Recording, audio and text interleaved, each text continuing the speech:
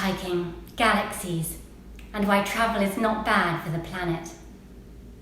Hello, I'm Jana Chan.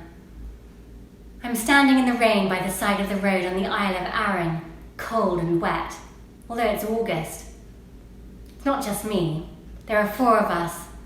My arm is out and my thumb is up, not in the sense of everything's fine, but everything's not fine. Please, give me a lift. But there are no cars in sight. The day had begun in glorious sunshine.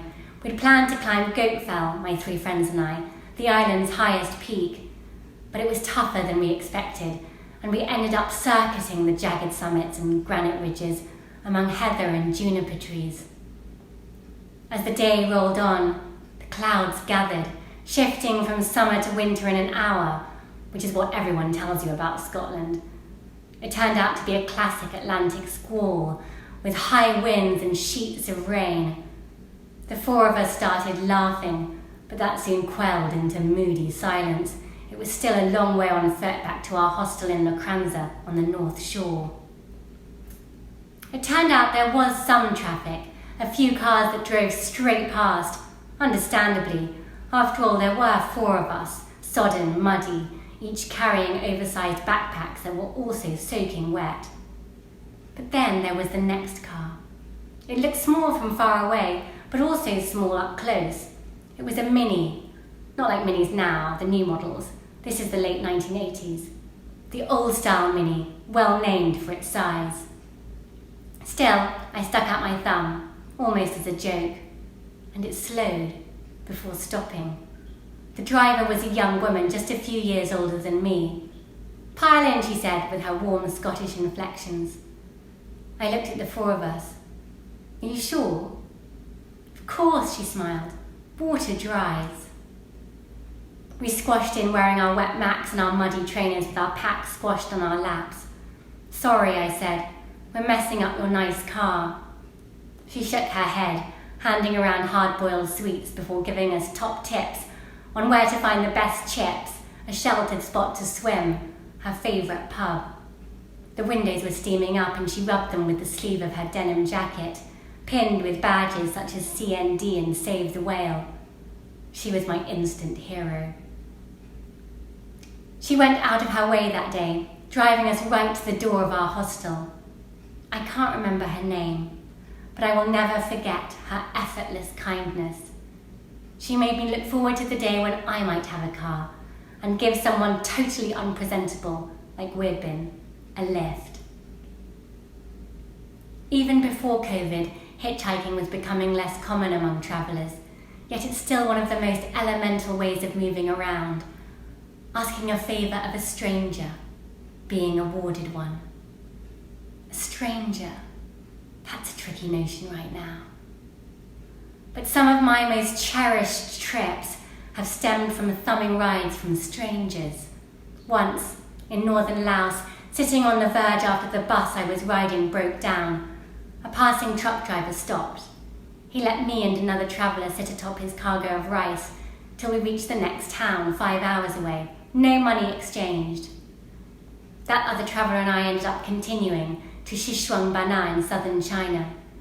She and I stayed in touch for years, time to time remembering the driver who never knew he forged our friendship.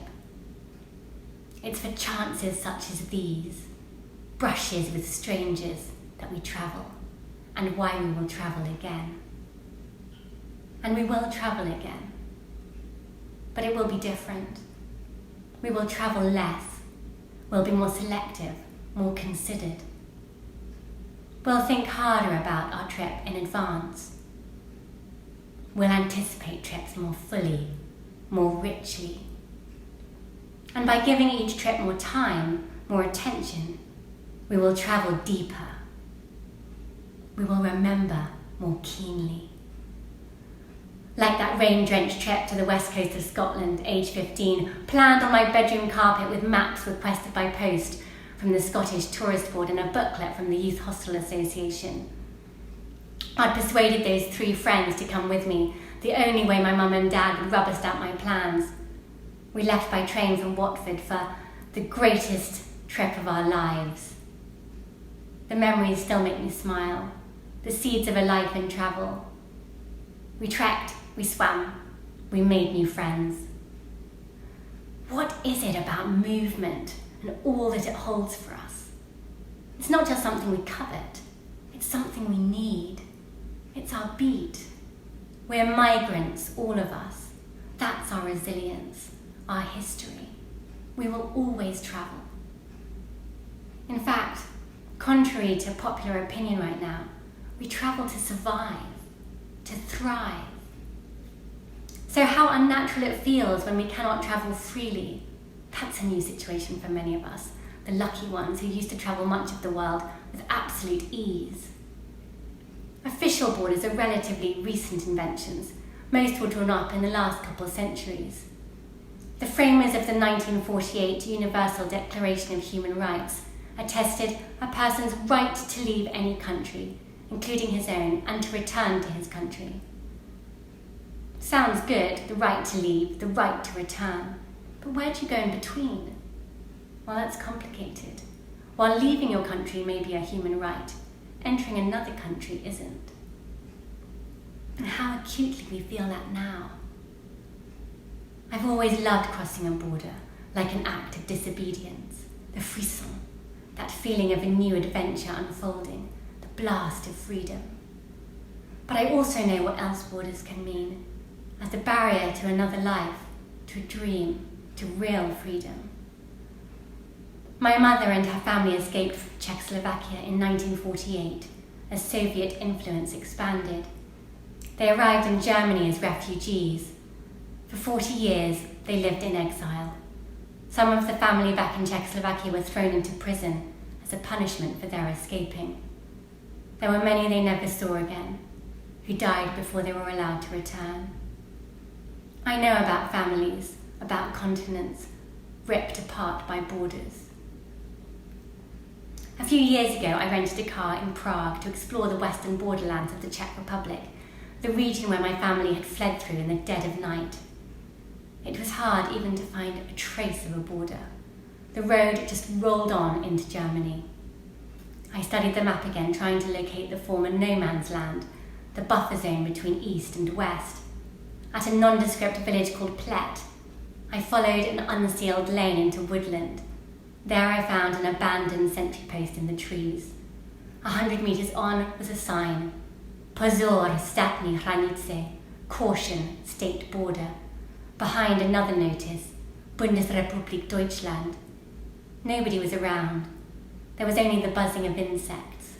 A farm building in the distance would have once represented freedom. Childishly, I darted back and forth across the invisible border, just because I could. Just because I could. There's resonance in that today. In 2004, I travelled the entire length of the EU's eastern boundary for a story, just before 10 more countries joined the Union. By train and bus, I journeyed from Estonia to Latvia to Lithuania to Poland and so on. The only reason I knew I was in a new country was the beep beep of my Nokia notifying me the network had changed. That's how history shifts. 10 years earlier, I'd taken the Trans-Siberian route from Beijing to Moscow, passing through Mongolian grasslands, across the endless steppe of Russia, towards the setting sun. One of the passengers began to pass through the carriage, his arms draped in heavy black leather jackets, distributing them out. We discovered he wanted us to wear them at the border so he could avoid paying duty. The jackets were contraband. I didn't hesitate. So much of my travelling life has benefited from the kindness of strangers that it felt good to do a favour. I also welcomed the extra edge to my journey, the rush.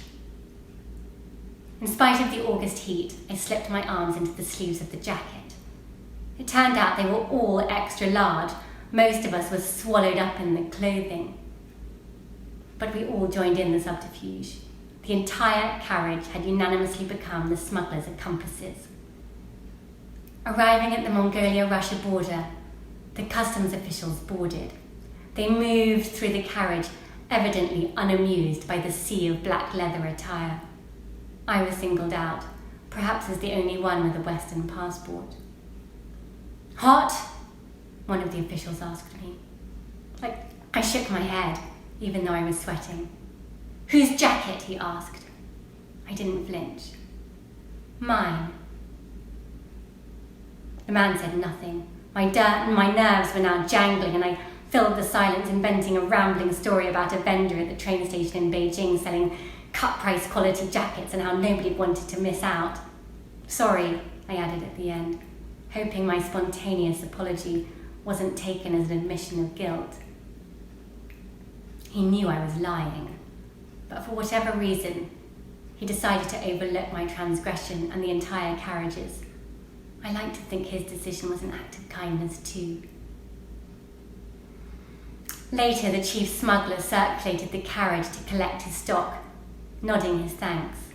"Xie xie," he paused in front of me. "Thank you." Over the next few days, I watched him on the platform, animatedly selling his wares, feeling a little bit triumphant myself. One day he bought me 3 gladioli, one of the few things you could buy at the train stations of Eastern Russia back in the early 1990s. Babushkas sat on small wooden stools selling pots of homemade red currant jelly and flowers from their garden. I trimmed the long stems, putting them in a cut-down water bottle.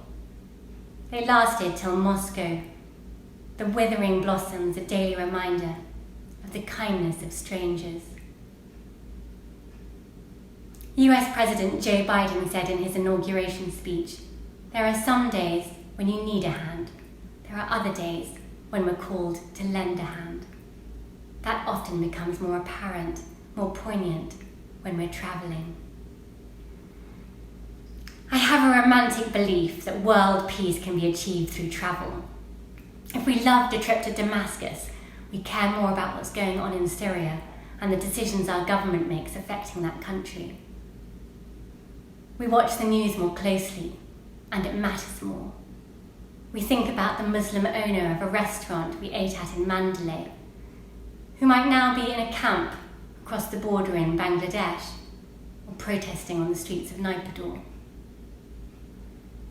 Or the shoe shiners in Guatemala City, children around the same age as my kids who, lucky for them, go to school and come home to a hot dinner and a clean table to do their homework on.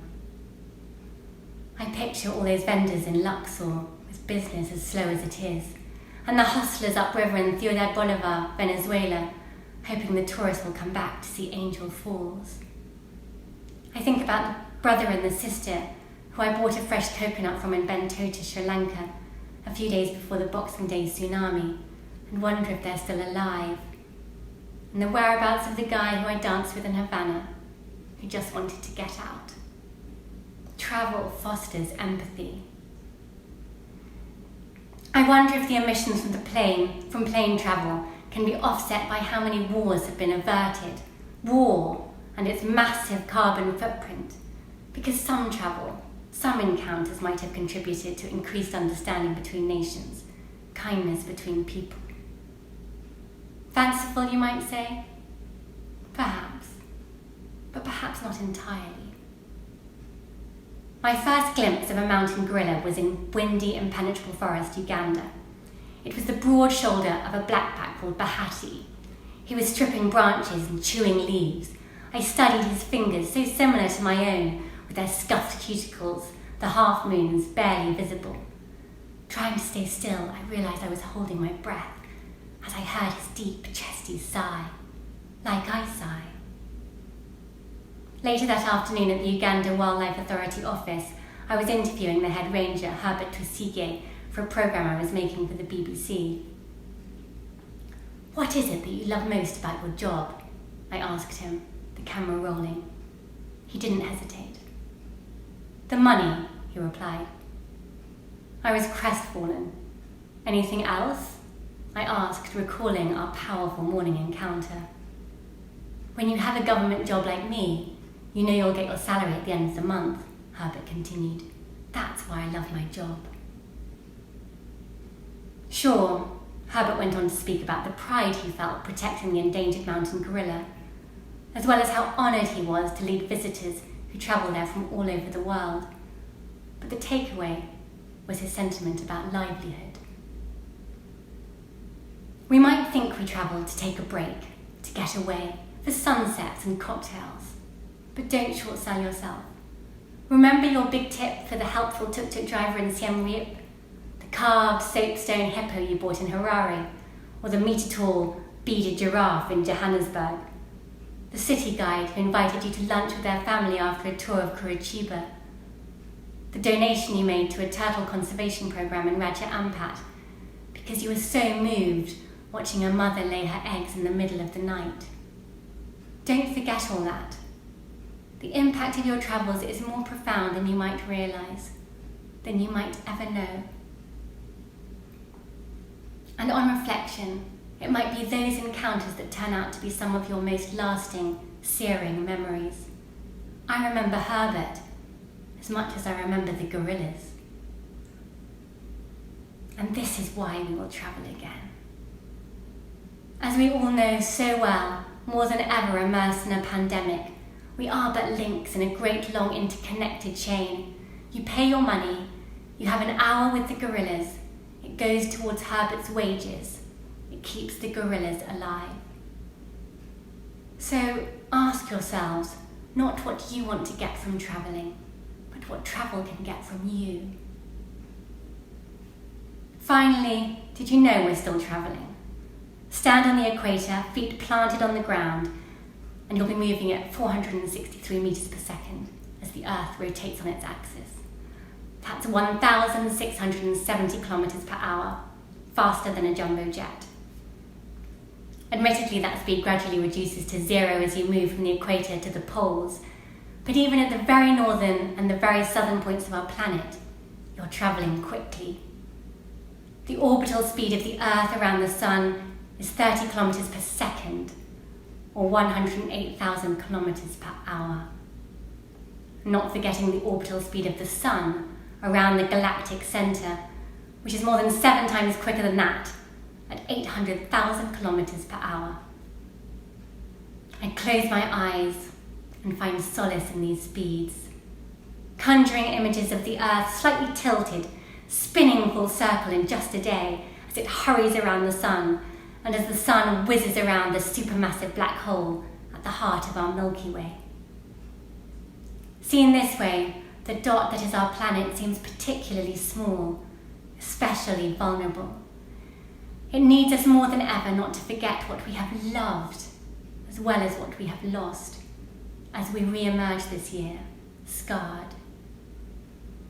To remember how more loudly the birds seem to sing, or if it is that we're living more quietly. To remember how the air tastes different in the city with fewer cars on the road. To remember how good it is, what a relief it is, to wake up feeling well, strong, healthy. To remember the sense of emancipation at being permitted to head outdoors, our curious perception of the passage of time, its bending, its trickery. To remember feeling unable to plan, therefore always being free. We will travel again, but as we prepare to get going, let's not tune out what we must do to travel more carefully, to travel with more care, slowing down and taking our time to discover the nub of a place, while there to treasure the chance of meeting a stranger, the kindling of a new friendship, and ultimately to take better care of the planet we stand upon, that happens to take us travelling every day, even if we hardly know it. Thank you for listening.